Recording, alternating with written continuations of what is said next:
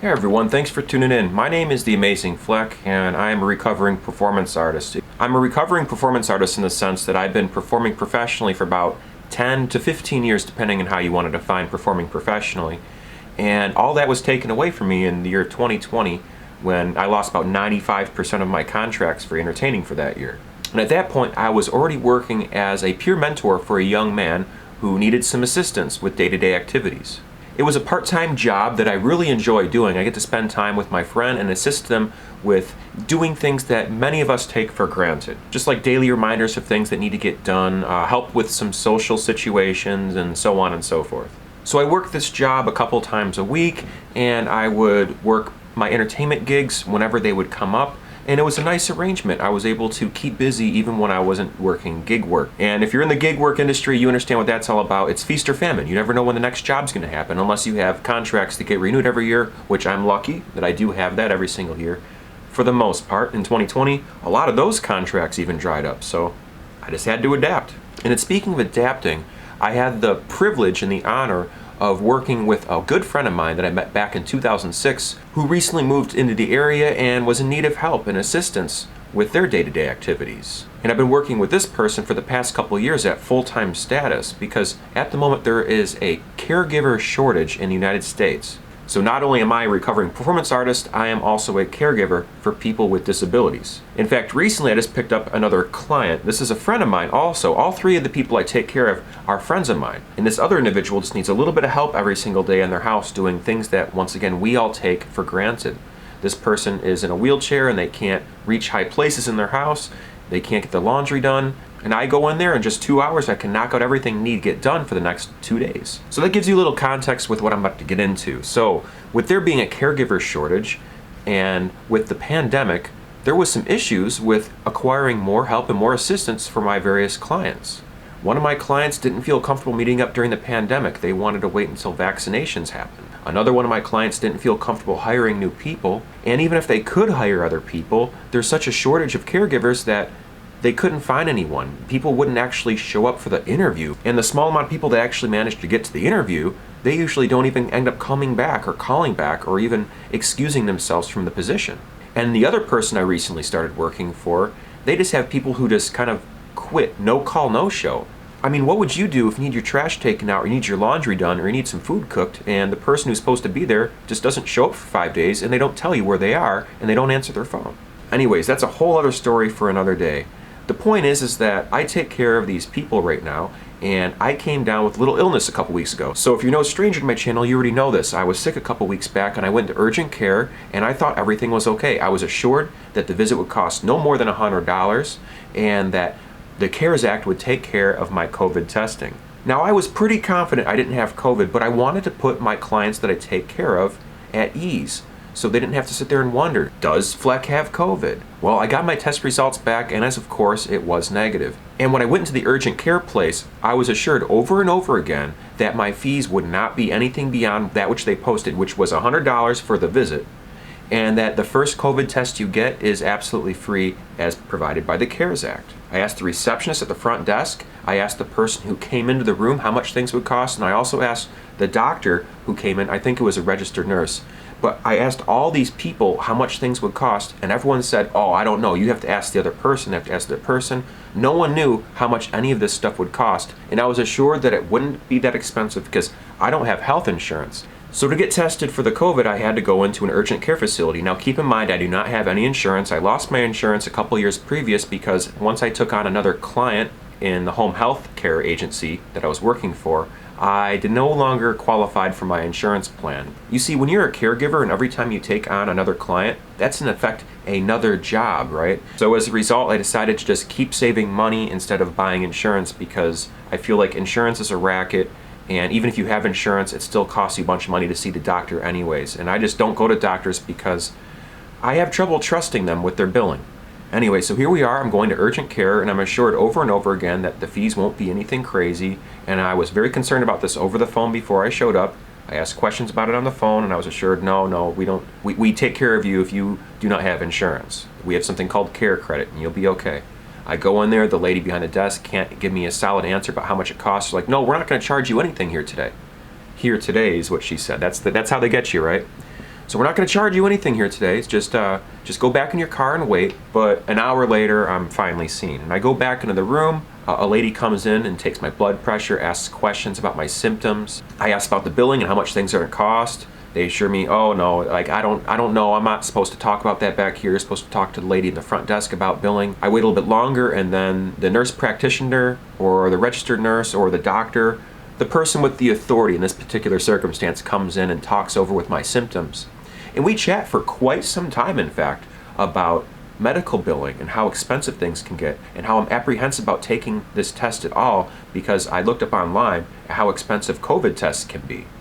And I got sticker shock. It's between $200 and $1,200. I was just beside myself. I couldn't believe how much this would cost, and I expressed how concerned I was and how I wasn't sure about going forward with getting tested at this particular facility. Because I hear there's stories of free COVID testing if you go to these facilities, these pop-up tents that they set up in all these other locations. I'm assured that no, because of the CARES Act, they will cover your first COVID test. All this reassurance. I was originally interested in just getting the rapid test and leaving, and the lady says, no, you probably don't just want to get the rapid test, because if the test comes up negative, it could be a false negative, and we'll have to send your work in to the laboratory anyways. So you might as well just get the laboratory test and wait a couple days, and we can get you the results through a secure email situation. So I thought to myself, okay, I'd rather take chances on just getting billed for one COVID test instead of having to get billed for a rapid test and one of those tests where they send it into the lab.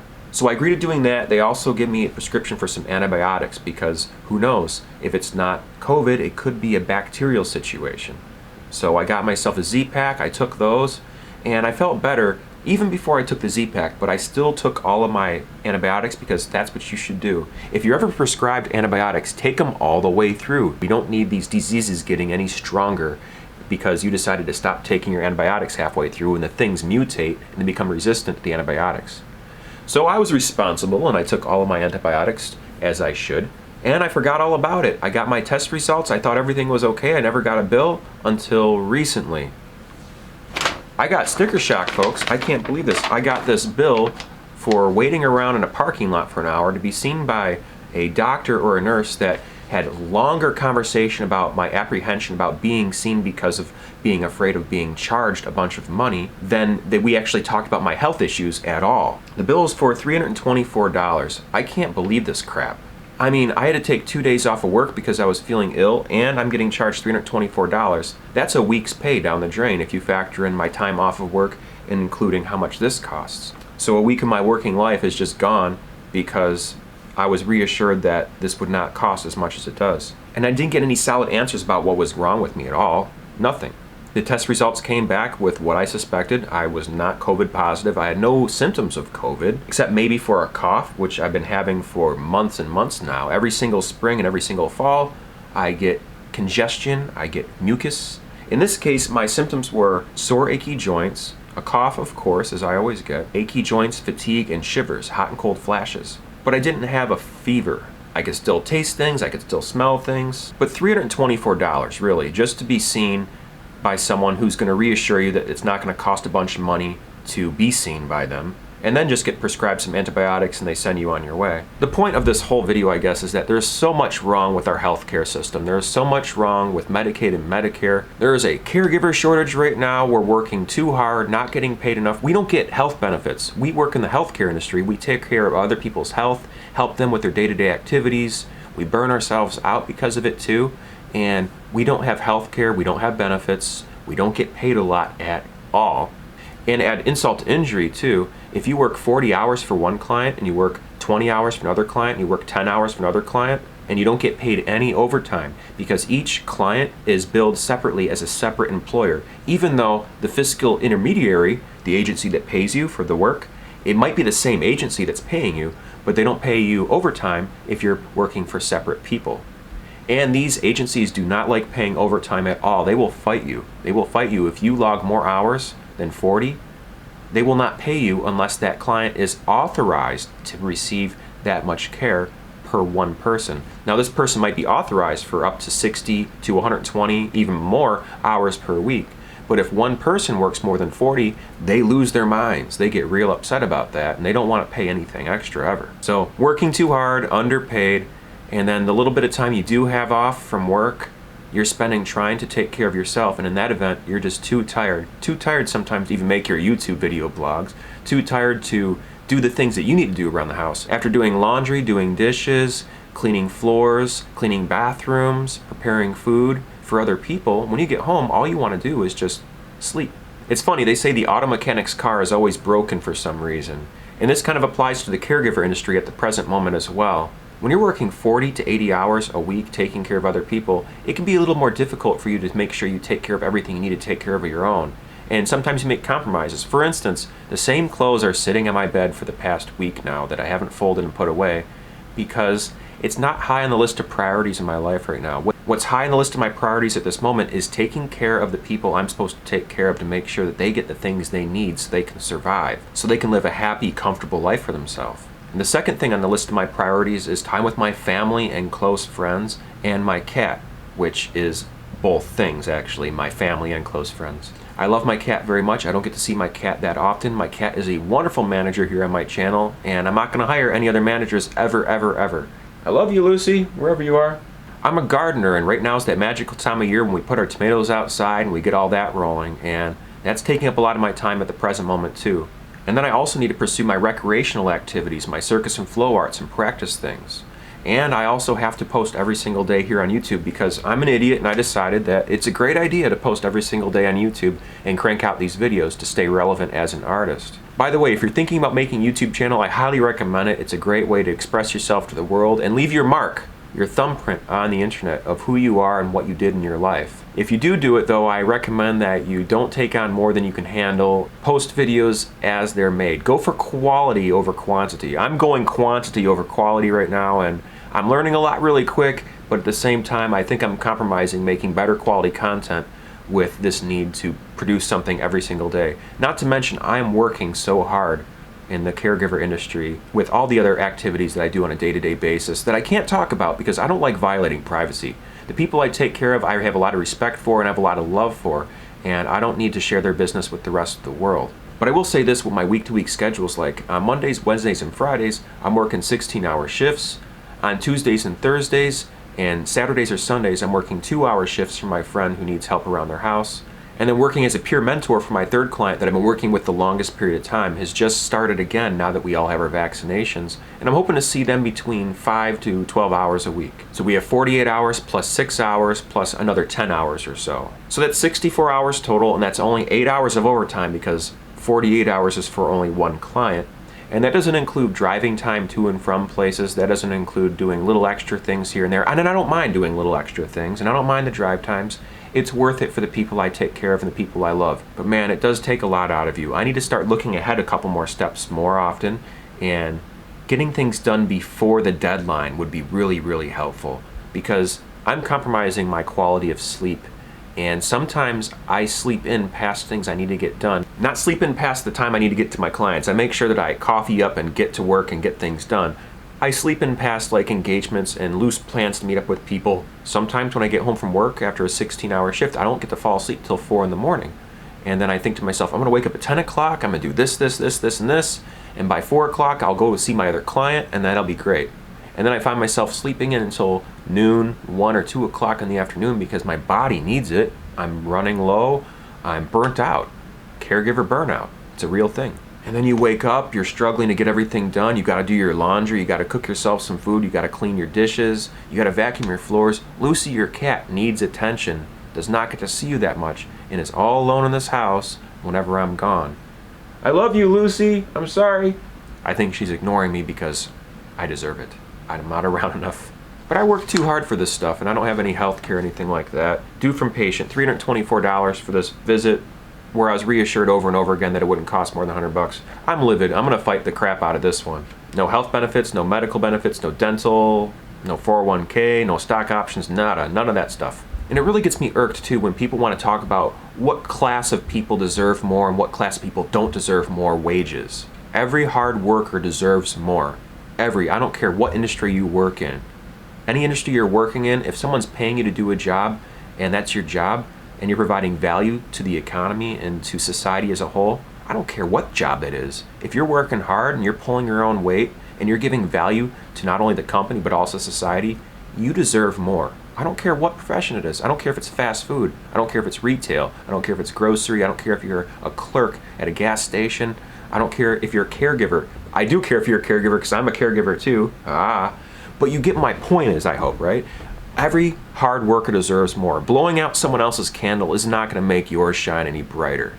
Why would you get upset for someone getting 15 an hour when you're making 14 an hour? You should be upset you're not making 15 an hour also. You should be upset that you're not making $20 an hour or $30 an hour. Now I know economics is not that simple. Running businesses and paying livable wages is not as easy as it sounds for people who actually know what it's like to create jobs. And I've created some jobs before, not steady employment, mind you. I haven't had any sort of industry or job or business that I've created that can regularly employ someone. And I have a lot of respect for anyone out there who creates jobs. I mean, I really have a lot of respect for anyone who can acquire enough wealth, amass enough wealth, and invest it in such a way that they can create jobs. But geez, this current capitalistic model we all live in is not working out. It's collapsing. We have a lot of bubbles we're experiencing right now.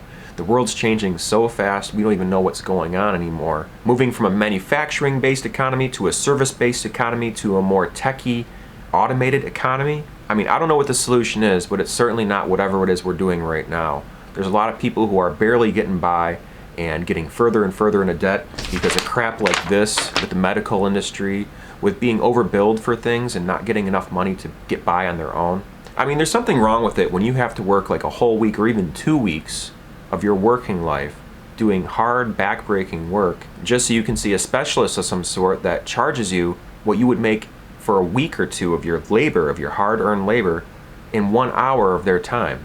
I mean, it's just crazy to me, and it'd be one thing if they're actually providing value to you, but they weren't providing any value to me. And I think I might even be okay with it if their services actually provided me value. If I had to work for a week or two to get $1,000 and someone charged me $1,000 for 1 hour of their labor, I think I could be okay with that as long as they gave me what I was paying for and they gave me a value out of it, something that I wanted actually out of the whole exchange. In this case, I didn't get anything but a reassurance that I would not be overcharged for things, and they gave me some antibiotics because they tell me and admit that they don't know what's going on with me and they should just throw some antibiotics at it and drink a bunch of water and get plenty of rest and don't go back to work until you figure out what your test results are.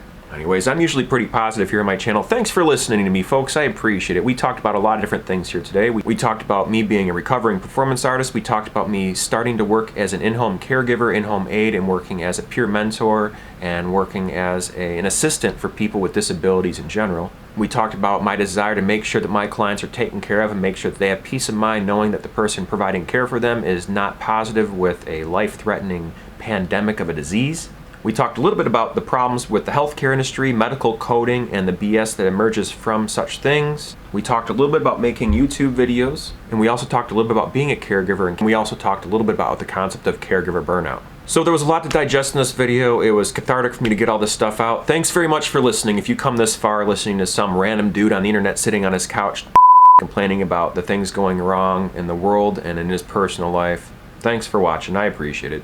I work too hard for this. I love the people I take care of. I love entertaining. I want to keep doing what I do for a living and enjoy doing it. And you can keep taking steps to get ahead in life. And now I know I'm better paid than a lot of people. Maybe not for caregiving, but being an entertainer and working in the gig work, I can demand quite a salary. And I provide value. I provide a lot of very good value for that. If you pay me to do a show, I assure you, you will get all of your money's worth. As I said earlier, I have no problem paying a specialist $200 to $1,000 for 1 hour of their labor if they actually provide value to me. Anyways, enough about all that. I'm gonna get this sorted out. Things are gonna get better. I'm not gonna let anything like this get me down. I'm gonna call them up. I'm gonna sort this out. I'm gonna contest the bill. I'm gonna do whatever I gotta do. I'm gonna go online and figure out what I can do to contest it. I'll play my cards right. I'll figure this one out. I'll keep you posted too in the next video when it comes to this issue. And if you're new to my channel, please know this is way out of my character. I'm not usually this negative, complaining about my life sitting on this couch. No, I'm usually very positive and talking good things about my life while sitting on this couch. Just kidding. I post a lot of different content. I post every single day of the year of 2021, in fact, as I said earlier in this video. And I'm a chaotic poster. I post about many different things. I have many different interests, and I like to share my interests with anyone out there who's willing to listen. I've organized all my content here on my channel in various playlists to make it easier for people to find things that might pique their interest. So with all that being considered, folks, thanks very much again for watching. It really warms my heart that there's people out there that actually watch my videos and watch them all the way through to the end. And if you're one of those people, thank you so much for watching. I really appreciate it. It warms my heart knowing that people care. I mean, I know I care, and sometimes I feel like there's not a lot of us out there in the world. All right, I'm gonna get on out of here. I got caregiver burnout, and I gotta work and do it all over again tomorrow morning. So before I go, I'll leave you with these words that I've been ending all my videos with lately. Remember to never give up. Do your best. Stay true to you, and be amazing. Thanks very much for watching, folks, and have a wonderful night. Bye-bye.